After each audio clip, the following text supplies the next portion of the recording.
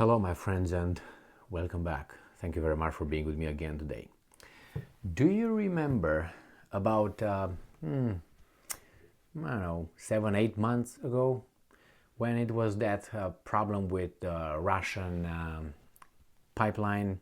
I think it was Nord Stream 1 that was not pumping gas because the turbines, remember those Siemens turbines? The ones that were supposed to be repaired at Siemens in Canada, and they didn't wanna. The Russians turned it off. Then but do you remember how the mass media and the politicians of the free, beautiful, perfect, good West analyzed that and portrayed it to be? Well, I do, and I will just remind you that for about 23 seconds. The Russians claim that the turbines and the maintenance of the pipelines are just fake. They don't want to send gas to Germany and to Europe because they're bad. They want to freeze the Germans. Therefore, they just pretended that the maintenance was necessary for the turbines. The turbine actually was just fine. They thought they didn't have access to the turbine, but because they knew the Russians were bad, that was the reason why they turned it off. No maintenance. Remember that one? Okay, time's up.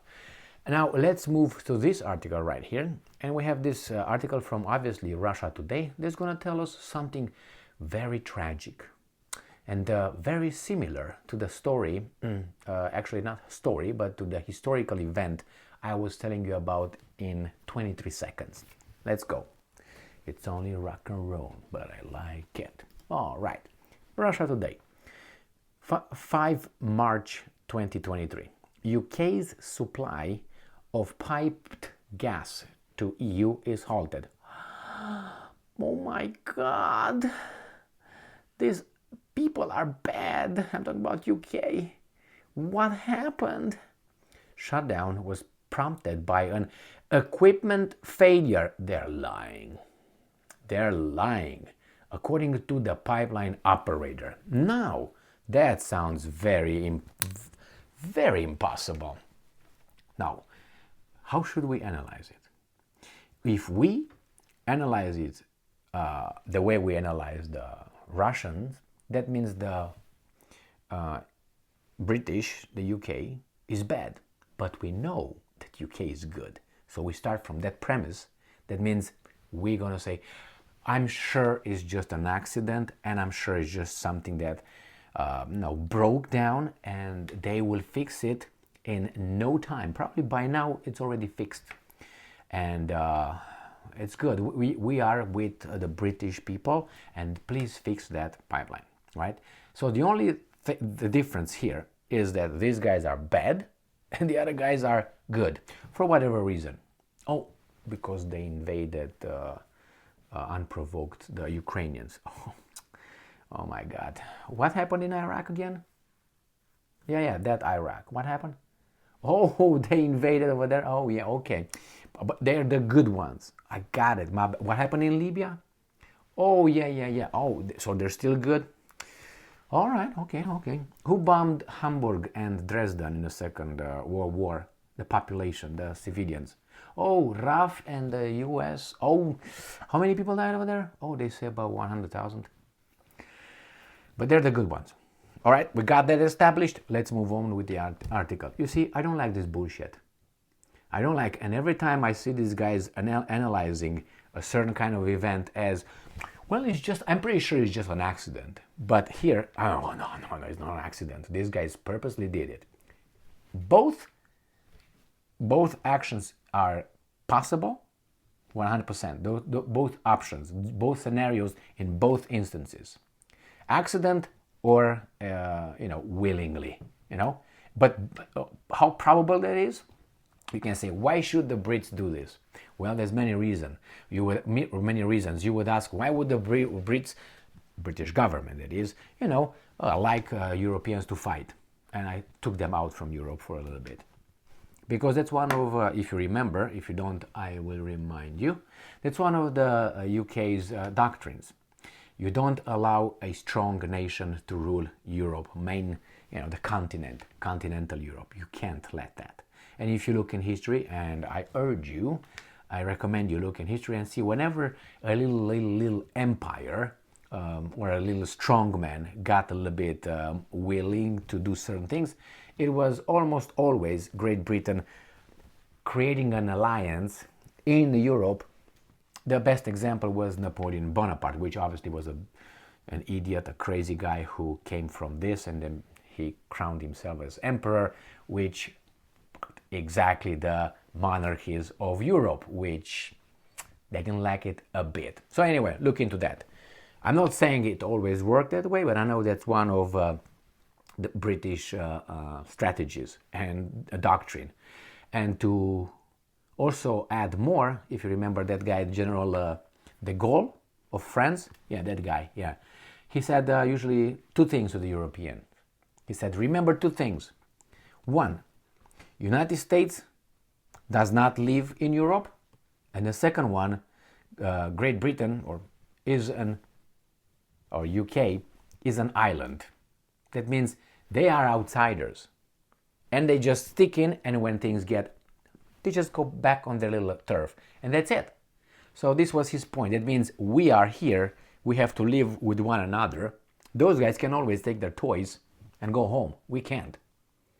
So let's move on and see what these weasels are saying from Russia today.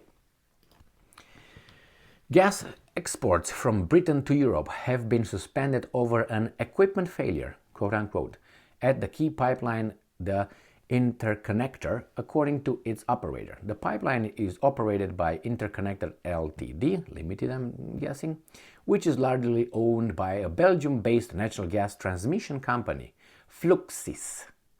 Fluxys.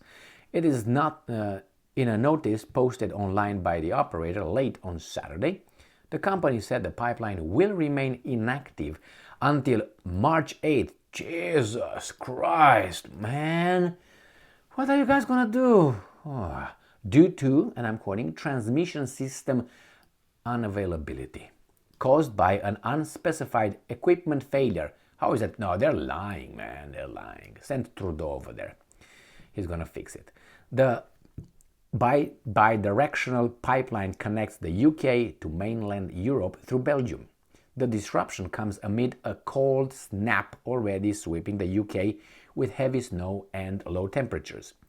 The bad weather has already affected deliveries of natural gas from Britain to mainland Europe amid growing domestic demand, with the incident at the pipeline now making them even more scarce.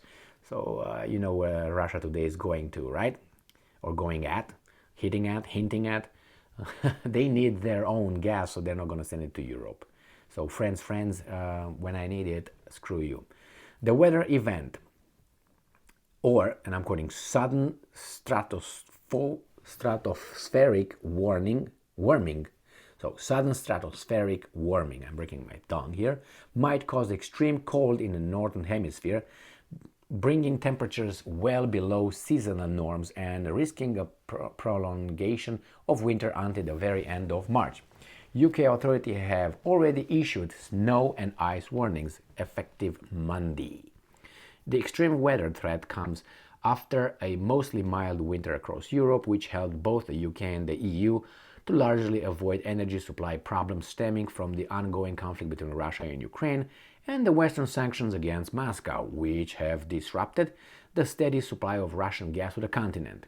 The bad weather might affect not only the UK but the mainland as well, with heavy snow and abnormally low temperature forecast in Germany and Poland and into southeastern and northern Europe.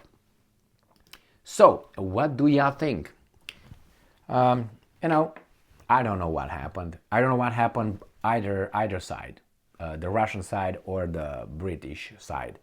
But for me, it's just interesting. I see the RT, Russia Today, the bad guys, did not say, well, they did it this. They might have implied, if you really want to look into it, that maybe it's because it's the bad weather and maybe they need it for themselves. But the operator is Belgian, so it's not the UK. So I don't think the Great Britain or UK has any access to the close the whole thing. But it's just a different take on reality. And I remember when the Russians had a problem with the turbines, how the free media, the, how do you call it, impartial media, our media, the good people, reported the Russians. Without evidence. They just, made scenarios and say, oh, it is because this, it is because this, and because this. And all of them, or most of them, were based on one ground. Russians, bad. That's all. And that solves, like everything right now. If you read the articles like I do every day, 50 times a day, and I go over and I read, I find it's like the Russians are so incompetent in everything they do. It's like, man, even a toddler, if could read, would realize that you guys are lying. Or not lying by omission and exaggeration. I don't think they make stories. You just interpret things, because of the same. Good, bad. And they're bad, so they were interpreted. I mean, I read some crazy articles stating that the Russians are going to go and fight the Ukrainians with sabers or something, and with the shovels. I mean, how dumb can you be because they don't have ammunition? I mean, I don't believe that 0%. And then I saw another article where they say, well, in hand-to-hand combat, they are, suggested or whatever, trained to use the shovels. Of course, use the shovel. I would use a shovel right away. And an example, use, for instance, the medieval Japan story. How do you think all these martial arts came into being? How do you think the Japanese started using the sai and all the all the little weapons that they have? Those were peasant weapons. I'm not talking about knives, but like a tonfa. If you remember the tonfa, the one that even the Americans have, for blocking. You have a little stick like this, and then it goes here, and you can block with it or you can hit. The tonfa is for whatever, the rice. I think for hitting the rice or something. Why? Because the peasants, or let's put it the other way around by exclusion. None other group in Japan outside of the samurai, the warriors, were allowed to have weapons. Sounds familiar here? So they learn how to do this so they can defend themselves. It's like here, these guys want to take your weapons away. Only the military and the police can have it, the warriors. And you are just sitting duck. Yes. I gave you all my taxes. Smack. Oh, my bad. Here is some extra right here. I'm sorry. You didn't give me anything. Smack. And not only, So that's an example. So again, good and bad. It's always kind of based on this. But look how those guys interpret it versus the Russians interpreted this thing. Now, do I know what happened? I don't. I'm just observing the interpretation, the semantics.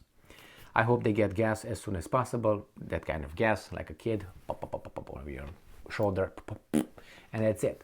Thank you very much for being with me again today. Stay strong, stay smart, look for the truth, and be just.